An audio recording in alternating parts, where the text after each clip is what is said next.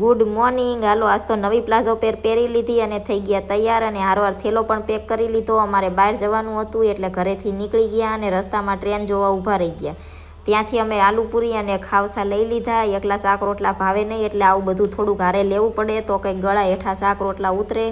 તો જયદીપે પહેલાં આલુપૂરી ખાધી અને કીધું કે બહુ જ મસ્ત છે અને જયદીપ એમની માટે ખાવસા લાવ્યા હતા, પણ મને તો ખાવસા નહોતા ભાવતા એટલે આલુપૂરી ખાવાની હતી।